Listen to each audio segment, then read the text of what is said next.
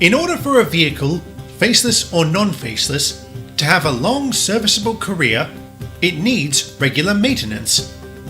I once mentioned that an advantage we non-faceless vehicles have is our ability to inform technicians of a specific problem we might have.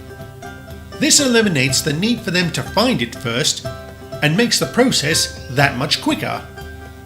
I've also mentioned that we can feel pain. So, how do we tolerate the repair process when it so often involves cutting, welding, and sometimes dismemberment? The answer is a chemical agent known simply as green water. The anesthetic of non-faceless vehicles, it's introduced to our systems at the start of any repair session and puts us into a deep sleep. And the only way to wake us up after ingesting green water is to ignite whatever form of combustion it is that powers us. Or, in the case of non-faceless rolling stock, simply give them a push. How do you feel, Cassandra? Much better, thank you, Skarloey. These new wheels feel delightful. I can't wait to put them to the test. And we can't wait to have you back in service. We've missed you about the line, and so have the passengers. And I've certainly missed all of you. I won't stand for this. Well, most of you.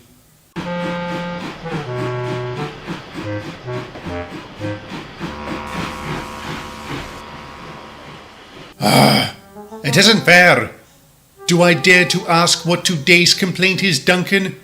I just found out the Franks & Son munitions factory is being relocated to Krosny Kern. Really? That's a surprise. When did that happen? I don't know, but it's a rubbish arrangement. Why? Because, in addition to building them a new factory, we'll have to move any equipment they bring with them. So, you're moaning because we're going to be busy?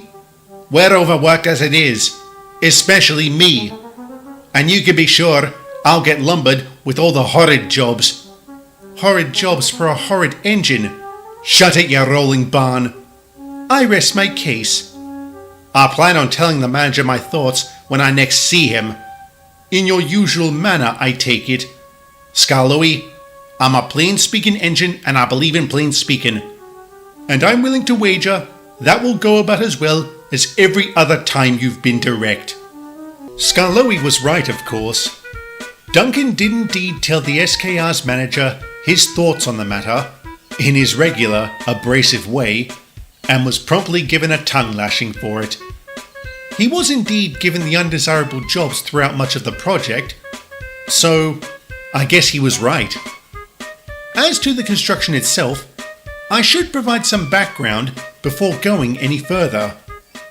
Going back to my story about the boulder for a moment, you may recall how it slid down from its resting place outside of Wellsworth to block the main line.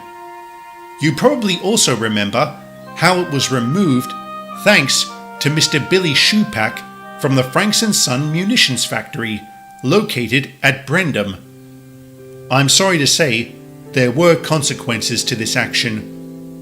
I'll start with the obvious one. The track had been replaced by a flaming crater. With the main line literally cut in half, much of Sodor's rail traffic ground to a halt. Even though the repairs were given top priority and were carried out day and night, it still took over a week to finish. A severe backlog of work developed in that time, and it took us nearly 2 weeks to catch up. Franks & Son also suffered because of their employees' brashness. They were held accountable and had to pay for the repairs to the main line. This put a severe dent in their finances, and they had to lay off a large swathe of their staff. It should come as no surprise that Billy was among them. I almost feel sorry for him because, in addition to losing his job, he also got 2 years in prison on a number of charges. Franks & Son tried to carry on with the limited resources they had, but they finally decided to downsize their operations and would move to the riverside town of Krosny Kern on the Skarloey Railway. The construction and relocation went well. The middies delivered machinery and other supplies to the SKR, whose engines took it up and down their little line. For the rest of winter and early spring, the quartet of engines worked, finally completing the project on March 16, 1939. Well, we've done a fine job of this, if I do say so myself. I agree. I think this business will do wonders for our line. And our first shipment will be going out this time tomorrow. The lads are positively chuffed that we've got dedicated vans to transport the explosives in. They certainly look sturdy. Steel-enforced vans, I take it? Aye. Said to be strong enough to contain an explosion in the event of an accident. Let's just hope none of us ever find out just how effective they are. I'll second that. Especially since Duncan is taking the first load. Oh dear. In that case, I'll be sure to stay well away from him.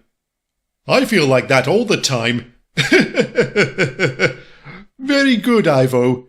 Very good. I'd best be off. I have a lot to... Ouch! Rheneas, what's wrong? Nothing. Just a little stiff. I don't think stiffness is meant to sound like grinding metal. When was the last time you had maintenance? I'm fine, Ivo. You can't remember, can you? It was 8 months ago at most. What? Why have you put it off for so long? It wasn't exactly by choice, Ivo. This project has taken up a lot of our time. You really should head back to Croven's Gate. I can't. I've got a full day ahead of me. Then let me help you. I'll be all right. This isn't the first time I've had problems, but they always clear up once I get moving.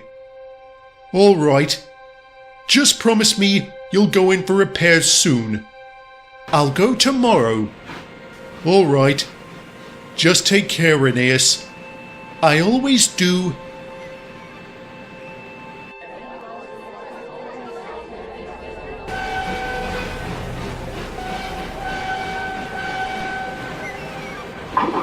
Oh, bother.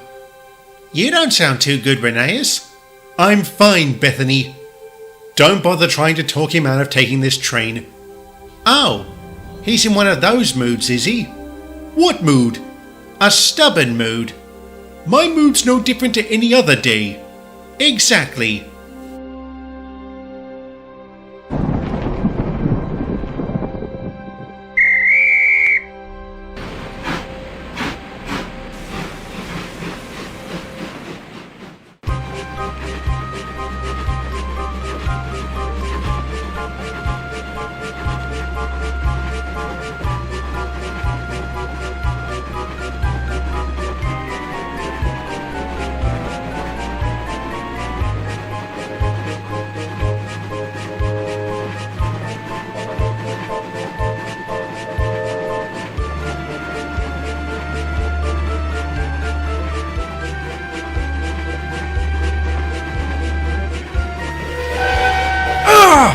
My valve gear's jammed. All right, I concede. I can't go any further. Don't start, Robert. I wasn't going to say anything other than what do we do now? Luckily, the ballast mine is just around the bend. You could walk there and telephone for help. Great. Go for a stroll in the pouring rain on the one day I didn't bring an umbrella. That's just... What was that? Oh no. I think that tree's about to fall. Quick, Rheneas! Try and move! Right!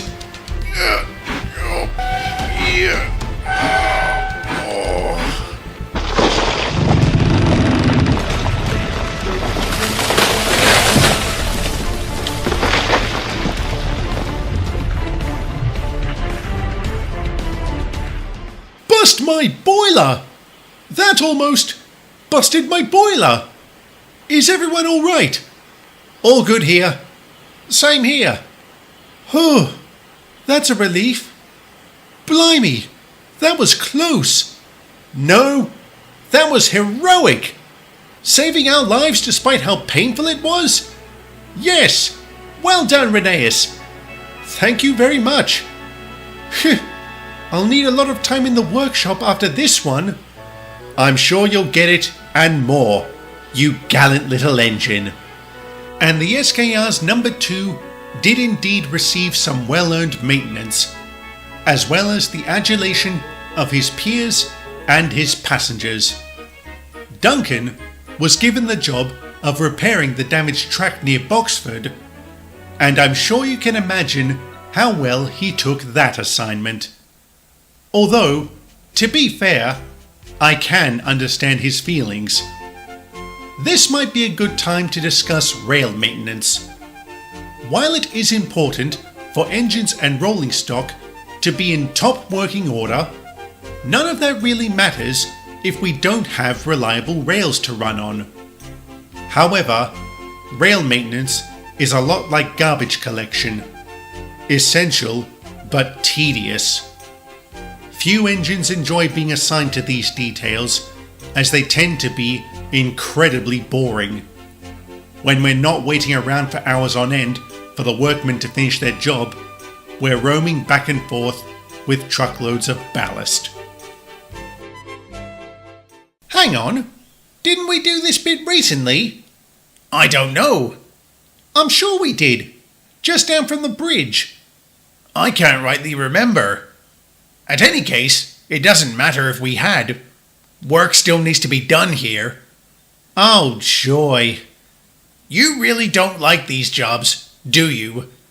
I like working with you, Terence. I just don't like all this waiting about. I feel like I'm in Railgate. Now you're being silly, Thomas. This job is important. You can't deny that. I can, but I know it'd be pointless. Morning, lads. Having a good one, are we? Is that supposed to be funny? Oh, lighten up, Thomas. I'm only joking. Well, it looks like this job is going to take all day. And I'm meant to be picking up the Vickers excursion group at Tidmouth this afternoon. I could do it for you, Thomas. Really? Sure. I'm heading to Knapford, so I'll ask Mr. Starr about it. Cheers, Percy. That'd be great. Happy to help. Take care, Percy. That stormy weather we had the other day might be making a comeback. Rain, hail, or anything else, I'll get those people home. A promise is a promise, Terence. After we and the middies received our new branch line coaches, all of our old ones were scrapped, with the obvious exception of Annie and Clarabelle.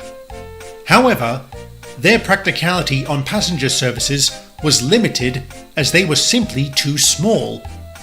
Fortunately, Mr. Starr used this to our advantage and hired them out for parties, day trips, and other small-scale events.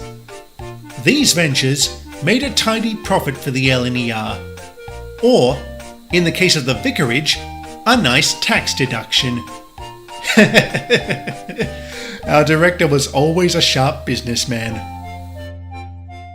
How was your day, Vicar? Oh, it was marvellous, Percy. The children loved the beach, as did their parents. We certainly had lovely weather for it. Lucky too. They reckon we'll be getting a storm later. That is lucky. A storm would have ruined our day. Ah well, a little rain never hurt anyone. I'm sure Noah would disagree. That's a good one, Vicar. Excellent. We're leaving on time and there's not a drop of rain in sight.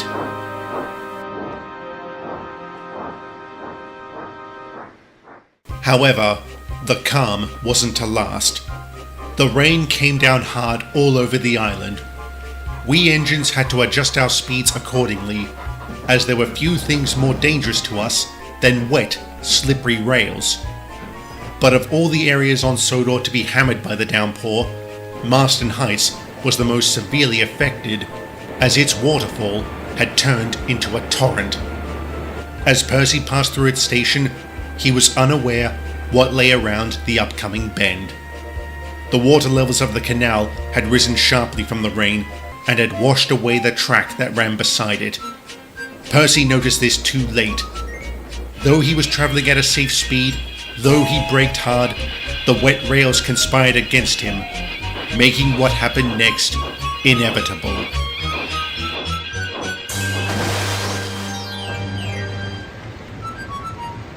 Oh, bust my buffers! This is ridiculous! You alright, Percy? Yeah, I'm fine. You? All good. Annie? Clarabelle? I'm fine, Percy. As am I, and my passengers. Do you think you can back out? No chance. The rails have been swallowed up by mud. I'll need help to get out of this one. Did someone call for help? Oh no. Well, what do we have here? A little green caterpillar trying to swim. That's just adorable. Or is this how you nor'easters go fishing? What are you doing here, Diesel?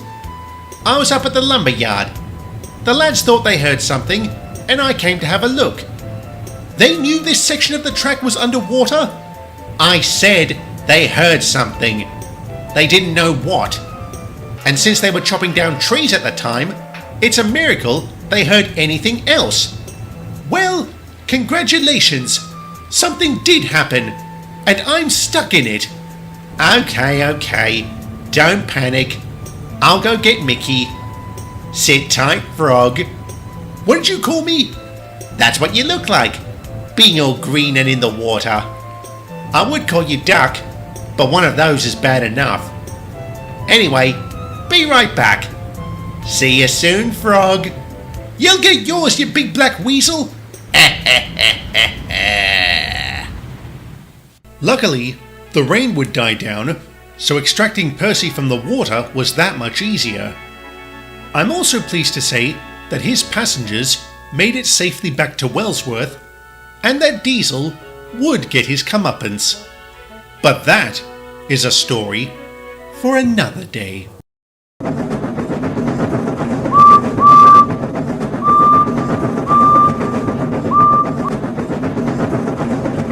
About 12 miles west of York stands Railgate Prison, wherein those non-faceless vehicles who have committed a crime are incarcerated, or shunted to use the correct term. I've talked about the vehicle criminal justice system in Great Britain on a previous occasion, mentioning how 30 days is the maximum sentence we can receive.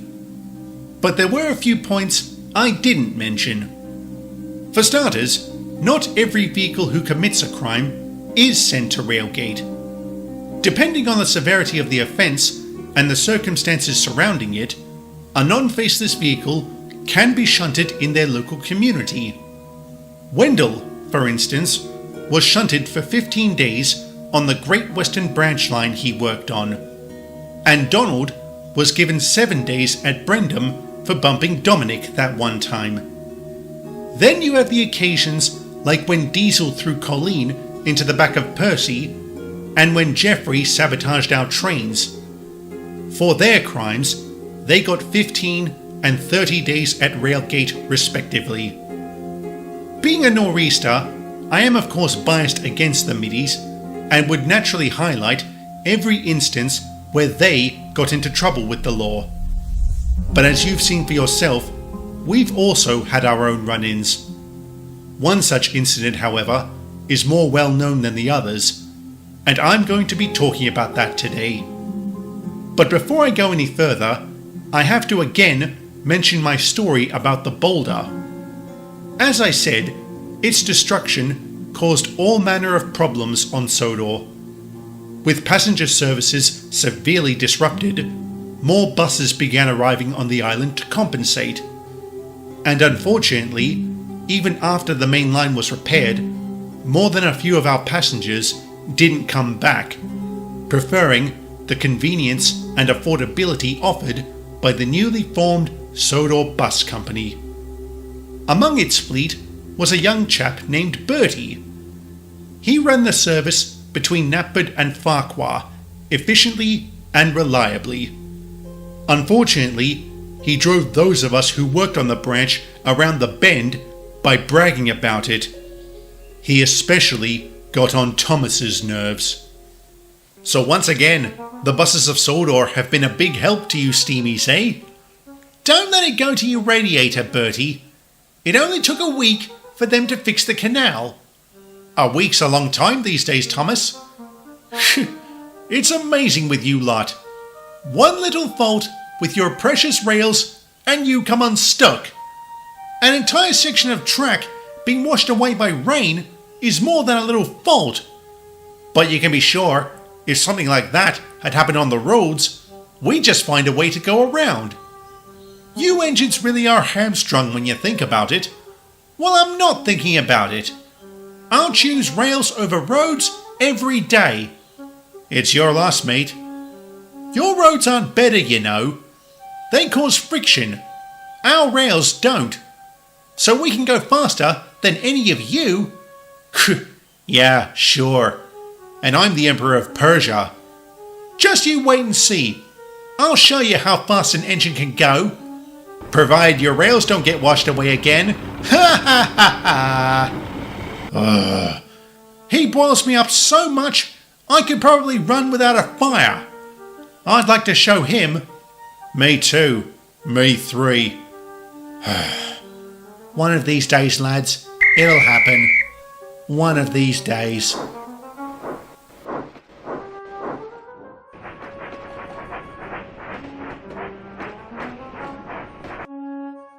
So we're agreed? Only if Thomas consents.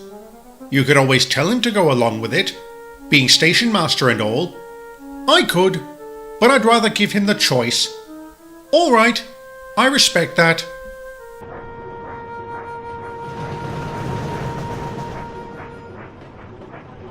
Hey, Thomas, you got a moment? What do you want, Bertie? I'm taking a trainload of hikers up to Farquhar. I know. Knapford station master told me. Willie? What are you doing here? Thomas, have you met David Hanson, owner of the Sodor Bus Company? Can't say I have. Good morning, Mr. Hanson. Good morning, Thomas. Nice to finally meet you. So, what's going on? Well, David here just so happens to be my cousin. We were talking last night and were wondering who would win between one of his buses and one of our engines. And Bertie told me about your conversation at Ballyhoo yesterday, and we decided, why not find out? What are you suggesting? A race. First one up to Farquhar wins. How much have you got riding on it, Willie? £10? I'll take that. Me too. So what do you say, Thomas? I say, let's go. Excellent. Are you ready? On your marks. Get set. Try and keep up, mate. Funny. I was going to say the same thing to you.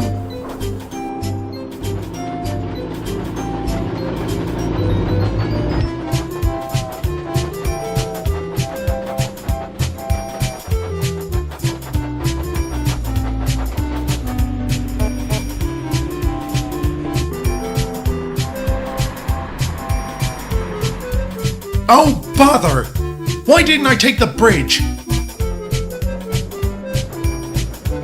Not a smart move, Bertie! Ha ha ha! Just you wait, Thomas. I'll catch up.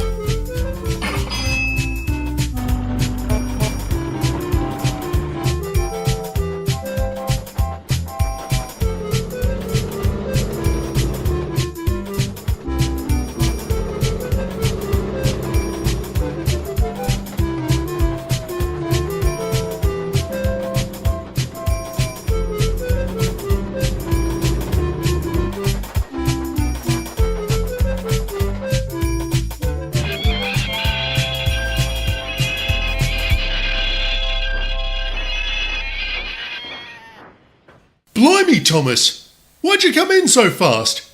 Never mind that. What's with the signal? I'm leaving soon. So get going. I said soon. How soon is that? 2 minutes? Bother! I was going so well too. With what? See you at the top, Thomas. What's he mean? I'm racing him.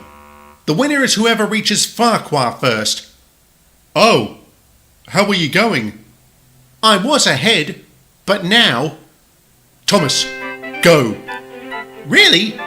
Yeah, just go. You sure? If he wins, we won't hear the end of it. Go for it. Cheers, Eric. Good luck. Don't count me out yet, Bertie. What the? What's his hurry?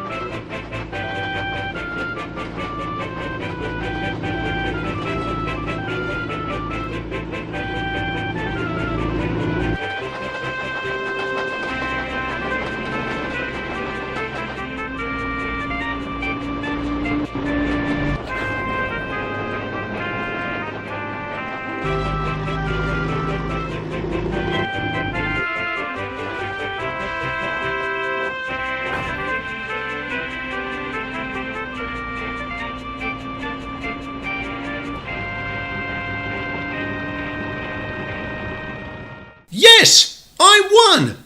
And a fine victory it is too. Well done, Thomas. You're not angry? Of course not. You won fair and square. And I must apologize. What for? For being arrogant enough to not only think I could beat you, but that you wouldn't provide a challenge. You proved me wrong on both points. Thank you very much. Oh, thanks, Bertie. That means a lot. And great job from you too. You really made me work for this. So did that last hill. From that point on, I knew the only way I was going to beat you was to grow wings and become an aeroplane. Nah, the wings wouldn't suit you. You look better with wheels. I certainly do. So? I won. Great job! I wish I could have been there to see his face. You would have been surprised. He took it extremely well and even congratulated me. Huh, that is a surprise. It gets even better. We got to talking after that, and he's a real good bloke. He said he'd be happy to call me a friend and to race me again. I said the same thing to him. Tell me I didn't just hear that. Oh no.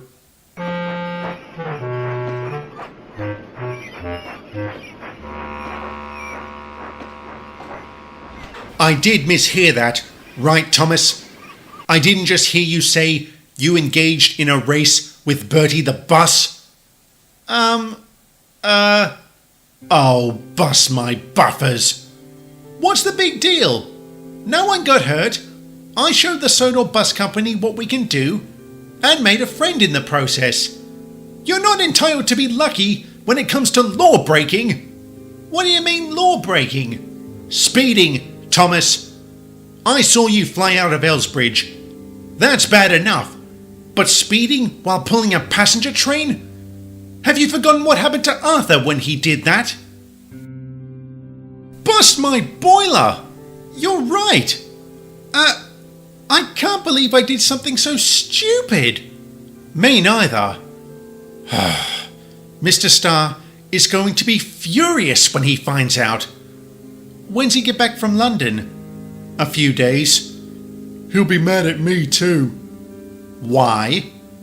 Because I let Thomas leave before me so he could catch up to Bertie. You did what? You encouraged him? Yeah, And how did Jeffries react to that? he was off sick today. I see. All right. Now I have to wonder why your crew didn't keep you in check, Thomas. They had a bet going with Willie about who'd win the race. You mean Station Master Willie Hanson? Knapford's Station Master? Yeah, his cousin owns the Sodor bus company. Was anyone else complicit? The Fat Controller, maybe? Edward, settle down, will ya? You're getting worked up over nothing. This is not nothing, Thomas. This is serious. With so many people who know about this, it'd be a miracle if the police don't find out.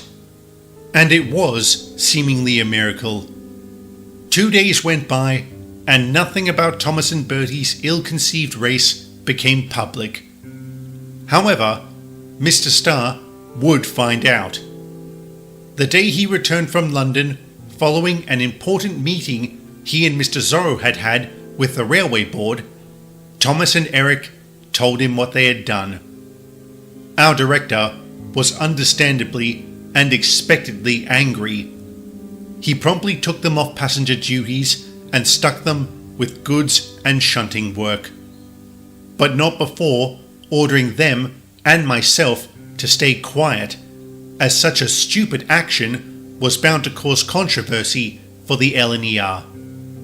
Furthermore, he also reprimanded those railwaymen who were involved. Another 2 days went by, and the details of the race continued to remain a mystery. I sometimes wonder if we should have borrowed the lucky lamp from the Mid-Sodor Railway. Maybe then our luck on the matter wouldn't have run out.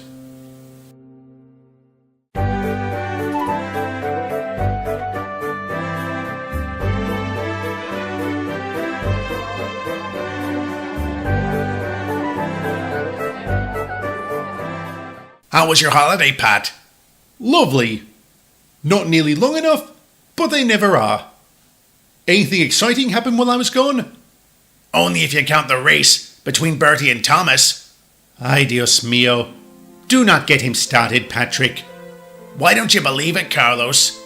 I highly doubt Thomas would be so reckless with a passenger train. The way I hear it, there was money riding on it. What good is that to an engine? Excuse me, does someone want to tell me what's going on? Thomas and Bertie? Racing? Are you sure? That's what he said. The rumor's been floating around for nearly a week. Do you think it's possible?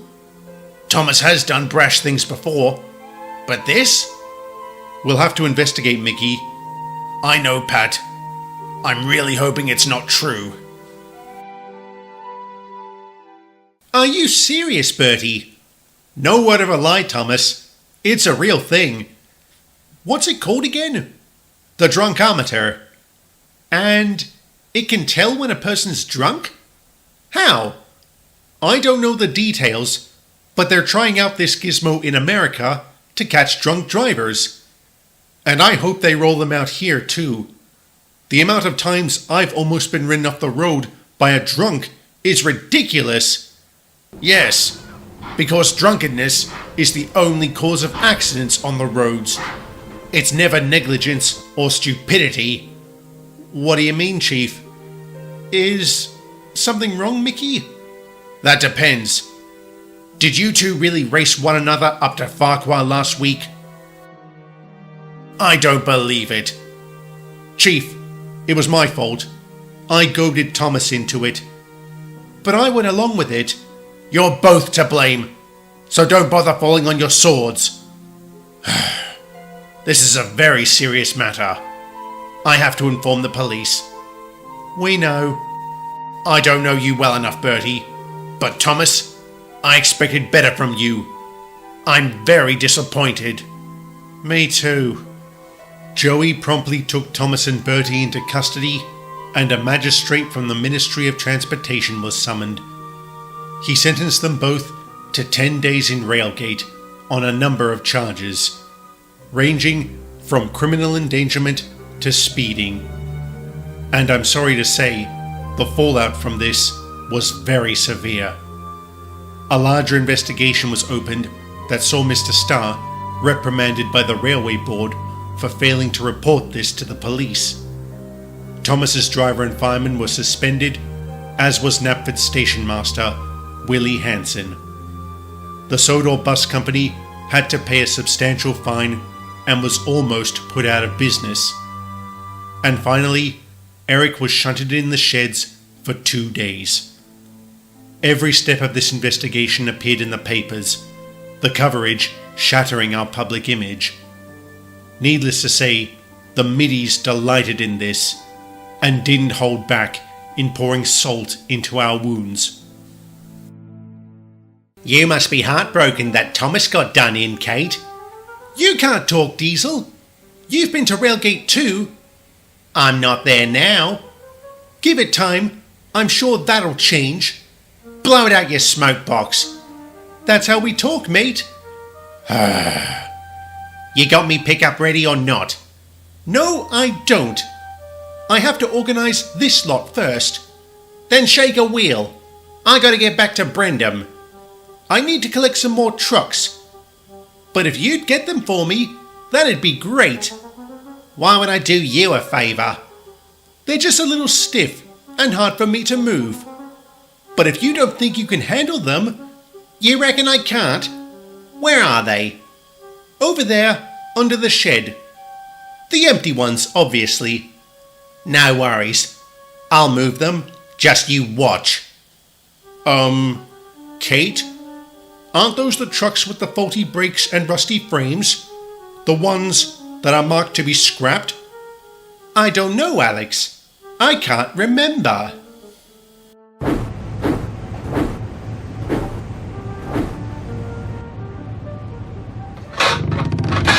Blimey, this lot is stiff.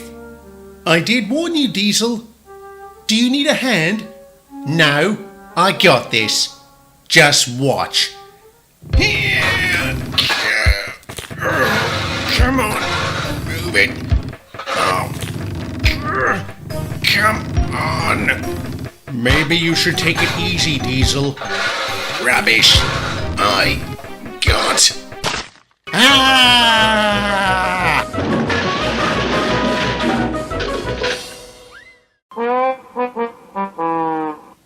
Well, I wasn't expecting that, but I'll still take it. You'll take what? You knew there was something wrong with these trucks? So did you. I did say they were a little stiff. Did she also tell you they weren't to be moved because they're going to be scrapped? No, she didn't. You have an explanation for this, Kate? Any particular reason why you didn't tell Diesel those trucks were under quarantine? That I clearly told you not to let any engine other than myself touch them under any circumstances? No, Chief. Then why let him touch them at all? It was just petty payback, sir. Payback. And that's worth putting an engine and their crew at risk. I'm sorry, Chief. Not as sorry as you're going to be when Joey gets here. Ha ha, you're for it now. Belt up, Diesel. Yes, Chief.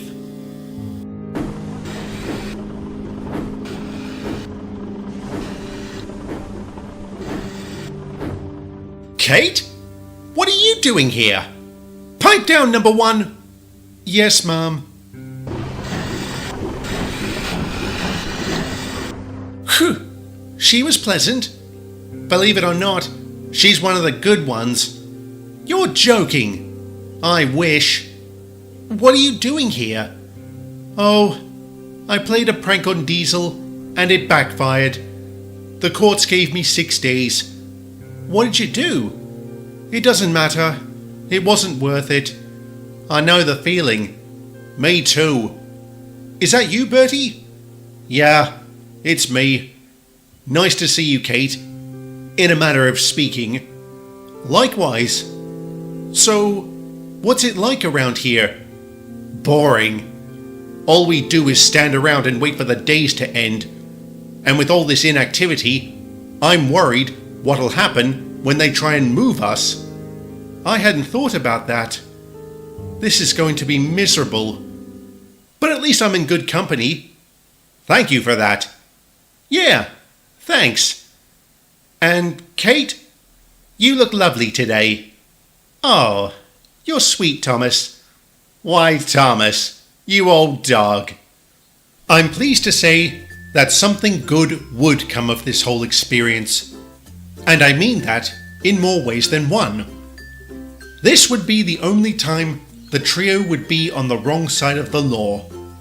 After that, they and the rest of us played it straight. Things gradually returned to normal for the Nor'easters, with our suspended staff returning alongside our passengers. A new level of harmony was achieved with the Sodor Bus Company, who worked in tandem with us to provide an efficient travelling experience. But I'm sorry to say that a mild level of resentment did remain among us engines for a while. Thankfully, it too cleared up with time.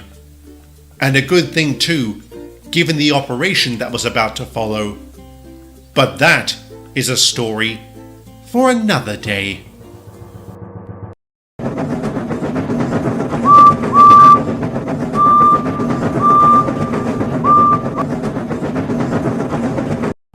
Alright engines, listen up. I have something very important to tell you all. And make sure you do listen, because I am not going to repeat myself. As you know, a couple of weeks back, Mr. Zorro and I had a meeting with the railway board. Many of you have asked me since why I haven't talked about it. It's because we were prohibited from doing so until today. Why is that, sir? As you are no doubt aware, the situation in Europe has been rather grim for some time, and Germany's recent occupation of Czechoslovakia has only made matters worse. You may also recall how last year the Fat Controller conducted an inspection, that it was part of his overall examination of Britain's railways. He wanted to make sure they were prepared in the event of war. Is it really that likely to happen, sir? I don't know, Gordon. But both the Railway Board and the Ministry of Defence want to make sure the nation is not caught off guard. Even as we speak, goods trains loaded with munitions and weapons are bustling throughout the countryside. And one of those trains is headed here. The Nor'easters will handle that one, as they've been instructed to outfit the west and northwestern side of the island. We are to handle the southern and eastern side of Sodor. Will our equipment be arriving on the same train, sir? No. That shipment will be for the Nor'easters. A second one will arrive tomorrow, being pulled by Peter, whom you will be happy to know is finally out of crew. If the second shipment is arriving tomorrow, sir, does that mean the first is coming today? Yes, it does, Thomas. The engine has been instructed to bring her train straight here. It's been given priority, so all other trains have been shunted.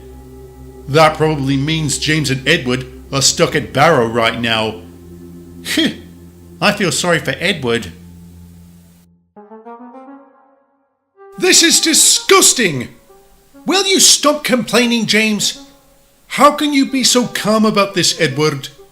We were shunted without any explanation. How do they expect us to run an efficient railway if we're to suffer these kinds of setbacks? It's likely an unavoidable change in the schedule. Last minute, clearly. So last minute that neither Whiff or the station master know anything about it? Neither did know. So there's your answer. Whatever it is, I wish it weren't on a day where I was so busy. After this train, I've got to take some cattle to Elsbridge Harbour and then do 3 coal runs. 3! And I'm hoping Thomas doesn't drop by the mine before Kate can shunt my trucks. Why's that? Edward, are you really that naive? No, James, I'm not. Then you know how much of a distraction he is to her, and vice versa. But the work still gets done. Kate is a professional after all, as is Thomas. That didn't keep either of them out of Railgate, did it? If incarceration together doesn't make their courtship official, nothing will. I think a relationship is built on a lot more than mere proximity to one another, old chap. And I think they're a meaningless diversion. You really believe that? All right, maybe not all of them. Mr. Starr is always that much happier when his wife visits the station. Other than that, I think they're more trouble than they're worth. So you've never been in a relationship? Ever? No. As long as I have my work, I'm happy. Yes, I can see that. Who's that? I don't know.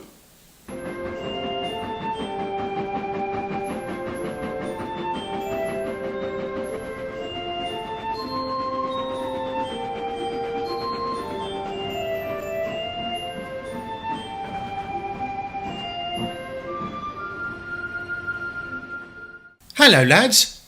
Can either of you tell me how far off I am from Knapford? Hello? Oh, sorry. You're taking this lot to Knapford? Yes? Is there a problem? We're just not used to seeing guns of any size, much less such big ones. What are these for? Has war been declared? Not so far as I know. It's just for precautions. That's encouraging. I don't relish the idea neither. But it's best to prepare for the worst so it don't catch you off guard. That's very true. I'm sorry, I didn't catch your name. It's Molly. Nice to meet you, Molly. My name's Edward. And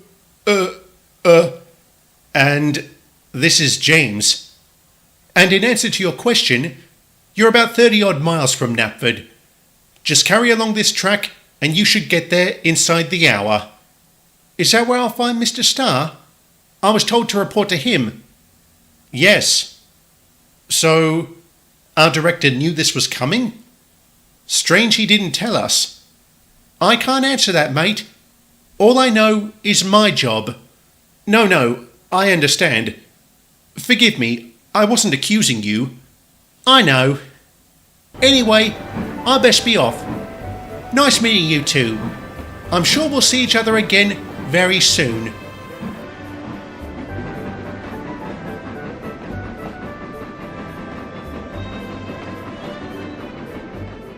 What? So that's it, eh, James? You prefer blondes, do you? For your information, Edward, I was staring at the guns. Of course you were. Edward, I'm being serious. Wait, really? Then why was your face frozen like that? Now that I think about it, you look more scared than surprised. What's the matter? None of your business, that's what. Blimey, what brought that on? Drop it, Edward. Bust my boiler. I'll be having words with Mr. Starr about this. Mr. Starr? What's he got to do with this? I said drop it, old iron.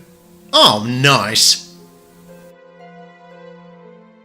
Well, Molly, let me be the first to welcome you to the island of Sodor.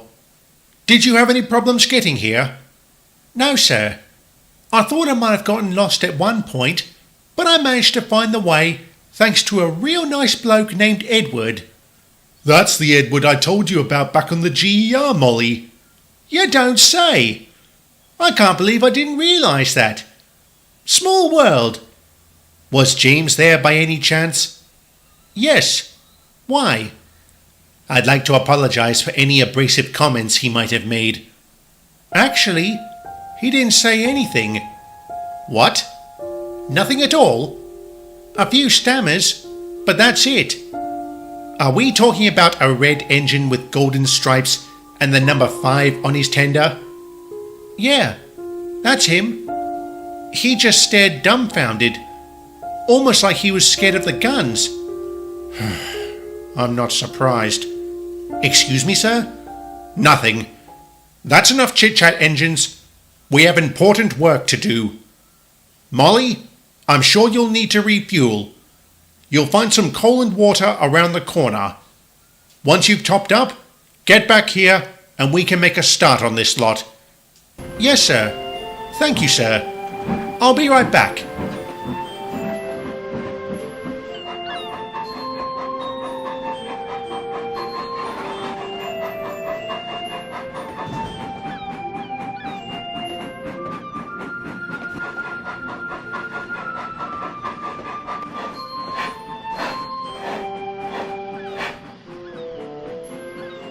Wow. I know. These are impressive weapons. I don't think he was referring to the guns, Toby. Guns? See what I mean? Oh. What? It's nothing to be embarrassed about, Eric. Molly has that effect on engines. So, other blokes are interested, eh? Oh, don't be discouraged, mate. She's available. Really? You think I have a chance? I do. She's always been interested in friendly chaps, so you might just be her type. Thanks, Winston. Just try not to overdo it. I concur. Make sure your work comes before all other considerations, Eric. And make sure you don't do anything stupid. Don't worry, sir. You can count on me. I hope so.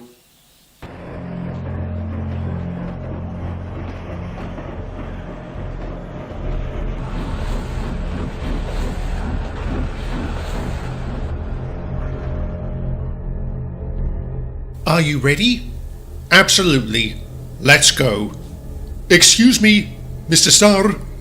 Oh, hello, James. How are you? Good evening, Mrs. Starr. I'm well, thank you. You look very nice. Thank you. John is taking me out to dinner to a lovely little bistro that just opened up near Carlton. Oh, well, I take it you want to talk to me, James? if I may, sir. Of course. I won't be long, my dear. I'll wait in the car.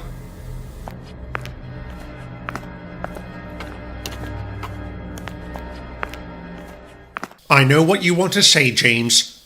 Sir, with all due respect, how could you not tell me we were getting in such a shipment of weapons? You know my history with them. Of course I do. But I was ordered to stay silent by the Fact Controller himself. Does he not know?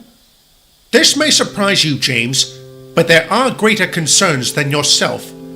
The safety of the nation, for one. At any rate, I did take your well-being into consideration.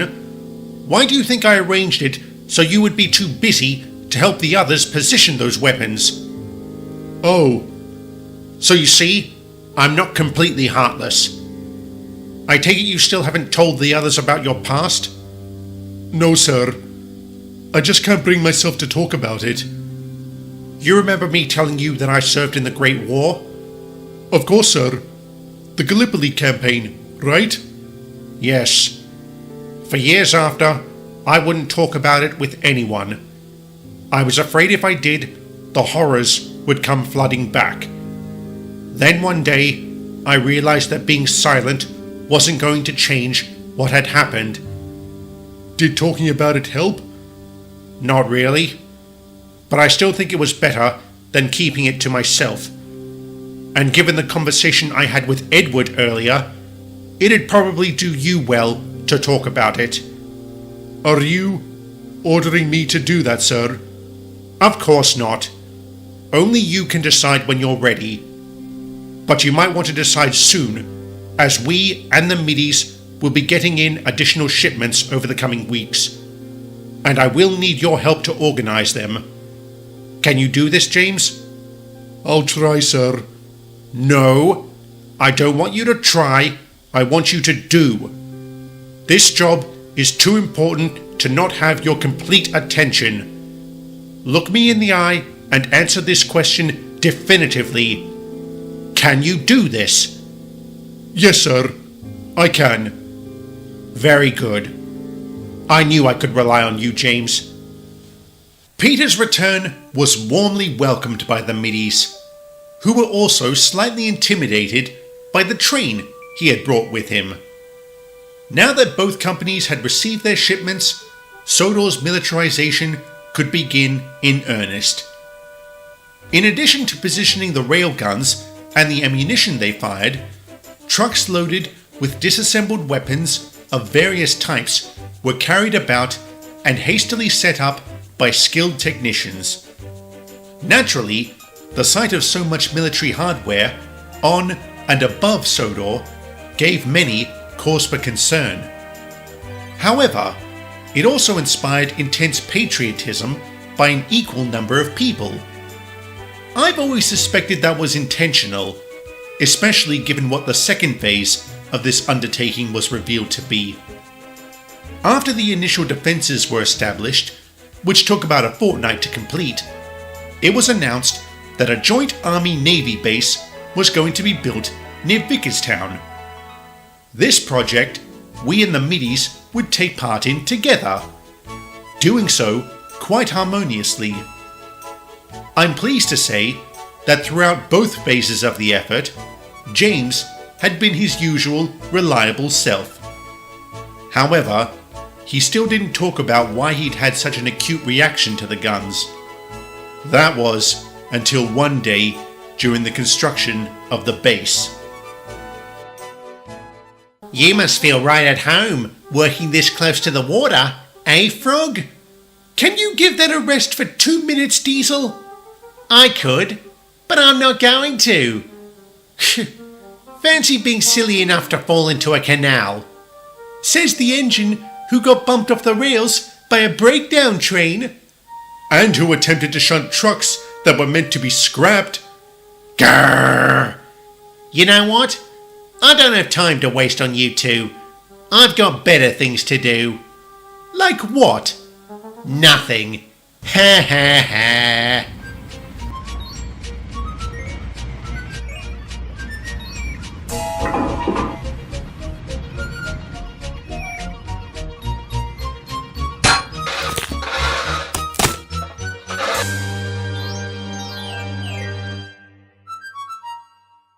Oh, bother! Cracking performance as always, Diesel. Shut up, sausage. I don't need your spite.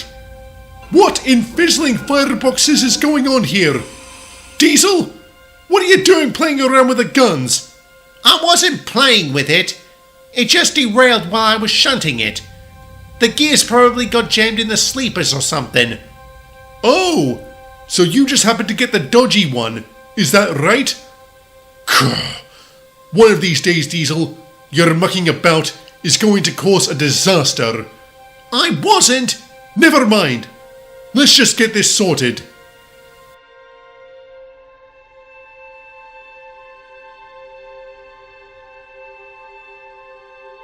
Faulty points. You see, James, it wasn't my fault. You got lucky, Diesel. If that thing had fired when it derailed... What? It wasn't loaded, you twit. Why would it be? I don't know, but you can't be too careful. The slightest mistake with these kinds of weapons can spell disaster. Sounds like you're speaking from experience, James. I don't want to talk about it, Percy. Well, we do. Excuse me? This has gone on long enough.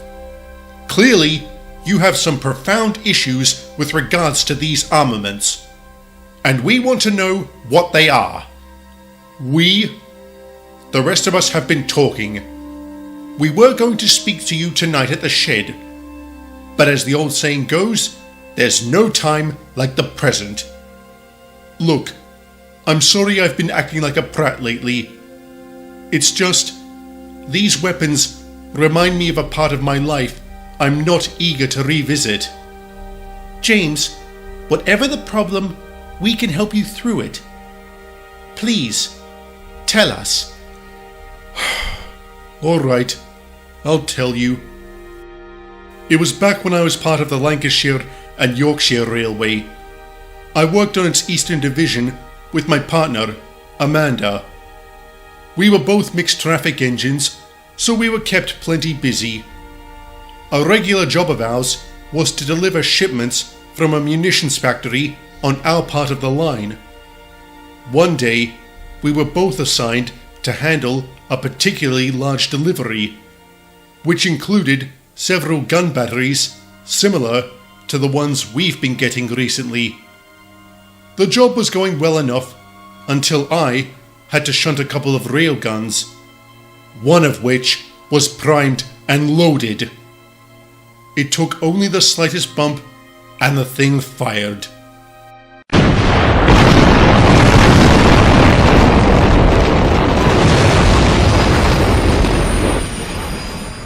Next thing I know, I'm waking up in the works a month later. There, my manager told me the factory had been destroyed, 43 people were dead, and Amanda had been scrapped. Bust my buffers! That's horrible! Too right. Why was the gun loaded? That was one of the many questions asked by the Royal Commission that was convened to investigate the matter. Turns out it was a miscommunication among the employees. So it wasn't your fault. It was an accident. Of course it was, Percy. But let me ask you this. What does that change? Not much, I suppose. Exactly. And what makes it worse is that when I said Amanda was my partner... Oh, that's terrible.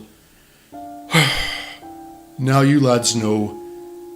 I guess I should be more careful around these things in future. Probably a good idea. Thank you for telling us, James. You did the right thing. I hope so. Word of James's past soon got around the island, his story rendering those who heard it speechless. The outpouring of support our number 5 received from engines big and small, middies and nor'easters was phenomenal. He very much appreciated it and said as much. I'm pleased to say that the base's construction did not experience any sort of disaster. And on July 4th, 1939, Fort Sudrian was officially opened. Aside from servicing the Royal Navy, the facility also acted as the training centre for a newly formed army regiment, the 51st Vicarstown. Its opening was a great boon for both rail companies, as we now had a new client, one that required regular and hefty shipments of munitions, fuel, and machinery. Once all the work was completed, Geoffrey would leave Sodor, as Peter's return meant he was no longer necessary. He parted on good terms. With most of us, that is. His departure also coincided with the scheduling of Winston's 5-year service. This forced Mr. Starr to extend Molly's stay on Sodor to cover the heavy goods work. This was an arrangement we all found very agreeable, especially Eric. But that is a story for another day.